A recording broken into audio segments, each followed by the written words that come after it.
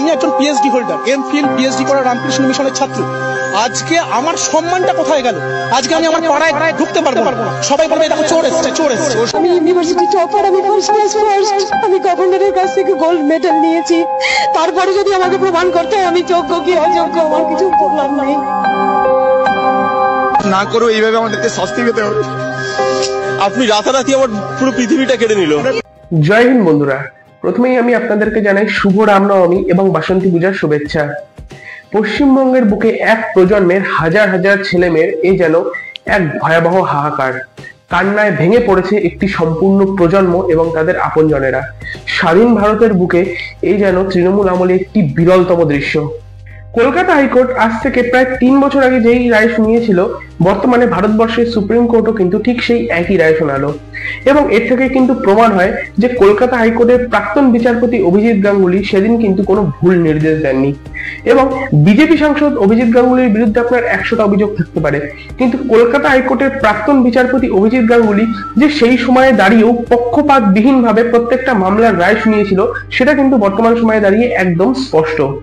আইনজীবী বিকাশ রঞ্জন ভট্টাচার্য কিন্তু প্রথম থেকে এই মামলার সঙ্গে যুক্ত হয়ে শেষ পর্যন্ত লড়াই চালিয়ে পশ্চিমবঙ্গ সরকারের এই দুর্নীতি চক্রে আঘাত করেছে।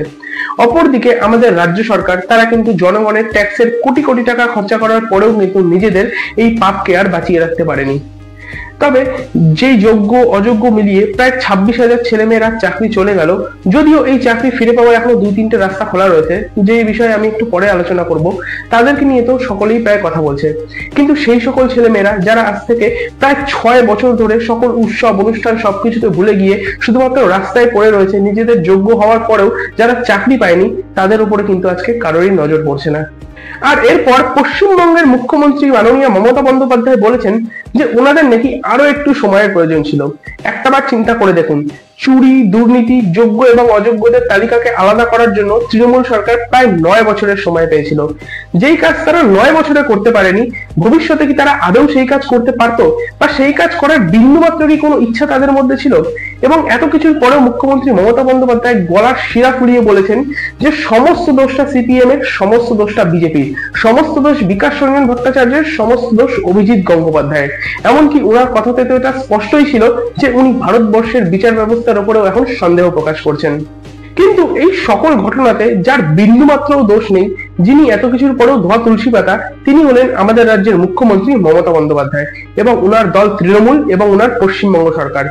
তবে আজকে দাঁড়িয়েও কিন্তু মুখ্যমন্ত্রী মমতা বন্দ্যোপাধ্যায় সেই সকল অযোগ্য চাকরিহারাদের উদ্দেশ্যে এই কথাটা একটাবারও বলতে পারলো না যে তোমরা নির্দ্বিধায় বলো যে তোমরা কোন কোন তৃণমূল নেতাদেরকে টাকা দিয়েছো। তোমরা নির্দ্বিধায় এটা বলে দাও আমাকে যে তোমরা কোন কোন তৃণমূল নেতা বা মন্ত্রীদেরকে টাকা দিয়েছো, আমি তারপর তোমার কথার ভিত্তিতে আমার দলের মধ্যে শুদ্ধিকরণের কাজ শুরু করব। মুখ্যমন্ত্রী মমতা বন্দ্যোপাধ্যায়ও কিন্তু জানেন দুর্নীতি হয়েছে, কিন্তু আজ পর্যন্ত যেই সকল তৃণমূলের নেতা মন্ত্রী বা যেই সকল সরকারি আমলারা দুর্নীতি করেছে, আজকের তারিখ অবধি আমাদের রাজ্যের মুখ্যমন্ত্রী মমতা বন্দ্যোপাধ্যায় বা তৃণমূল সরকার তাদের বিরুদ্ধে কি কোনো ব্যবস্থা নিয়েছে? আজকের তারিখ পর্যন্ত কিন্তু মমতা বন্দ্যোপাধ্যায়ের পুলিশ নিয়োগ দুর্নীতিতে অভিযুক্ত একজন ব্যক্তিকেও গ্রেফতার করেনি। উপরন্তু রাজ্যের শিক্ষামন্ত্রী ব্রাত্য বসু এটা মন্তব্য করেছিলেন যে এসএসসি কি দুর্গাপুজো যে প্রত্যেক বছর হবে? পর্ষদের সভাপতিও কিন্তু নির্লজ্জের মতো মন্তব্য করে বলেছিলেন যে সরকারি চাকরির পরীক্ষার সঙ্গে নিয়োগের কোনো সম্পর্কই নেই।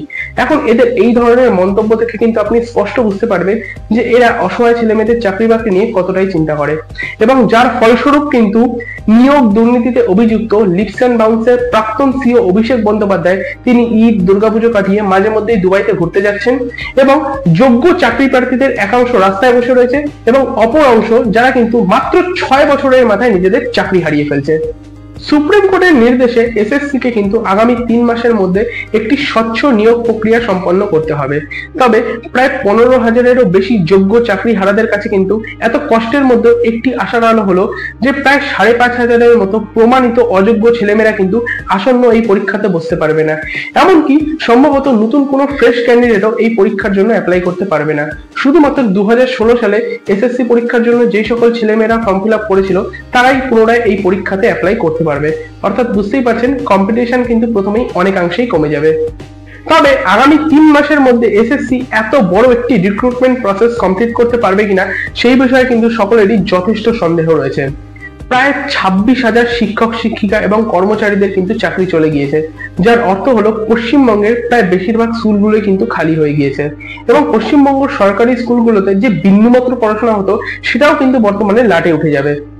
আমাদের রাজ্যের মুখ্যমন্ত্রী মমতা বন্দ্যোপাধ্যায় আগামী 7 তারিখে এই সকল চাকরিহারাদের সঙ্গে বৈঠকে বসবে বটে, কিন্তু তাদেরকে আশ্বাস দেওয়া ছাড়া আমাদের রাজ্যের মুখ্যমন্ত্রী মমতা বন্দ্যোপাধ্যায় কিন্তু আর কোনো কিছুই আইনত করতে পারবে না। তবে বেআইনিভাবে উনি কিছু করবেন কিনা সেটা কিন্তু আমার জানা নেই।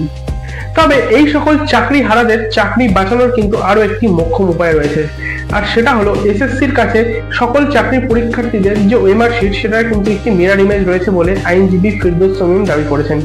তবে এসএসসি যদিও সুপ্রিম কোর্টে দাঁড়িয়ে বলেছে যে তাদের কাছে নাকি কোনো মিরর ইমেজ নেই, সেগুলো নাকি নষ্ট হয়ে গিয়েছে, কিন্তু আইনজীবী ফিরদৌস শামীম বলছেন যে এসএসসির কাছে অবশ্যই এই মিরর ইমেজ গুলো রয়েছে এবং যার জন্যই কিন্তু পশ্চিমবঙ্গের প্রত্যেকটি বিরোধী দলের দাবি করছে যে যদি তারা 2026-এ তৃণমূল সরকারকে সরিয়ে ক্ষমতায় আসতে পারে তাহলে নাকি তারা যোগ্য চাকরিহারাদেরকে পুনরায় চাকরিতে বহাল করবে সেই মিরর ইমেজ গুলোর ভিত্তিতে। তবে আমার এখানে একটাই প্রশ্ন, পশ্চিমবঙ্গে তো এমন অনেক স্কুল ছিল যেখানে যোগ্য এবং অযোগ্য শিক্ষকেরা একসঙ্গে চাকরি করত এবং যারা যোগ্য শিক্ষক তারা কি একদমই জানতো না যে তাদের সঙ্গে যারা চাকরি করছে তারা অযোগ্য শিক্ষক? আর যদি তারা সেটা জানতো তাহলে তখন তারা তাদের বিরুদ্ধে কেন কোনো ব্যবস্থা নেয়নি বা তাদের বিরুদ্ধে কেন কোনো মামলা করেনি? তারা কি এটা ভেবেছিল যে আমার নিজের তো হয়ে গিয়েছে, বাকিরা কি করছে তাতে আমার কিছু যায় আসে না? এবং যদি তারা এমনটা ভেবে থাকে তাহলে কিন্তু তাদের উদ্দেশ্যে শুধু একটাই কথা বলার, যে নগর পুড়লে কিন্তু দেবালয়ও রক্ষা পায় না এবং অন্যায় যে করে এবং অন্যায় যে সহ্য করে পাপের শাস্তি কিন্তু তাদের দুজনেরই মাথার উপরে নেমে আসে।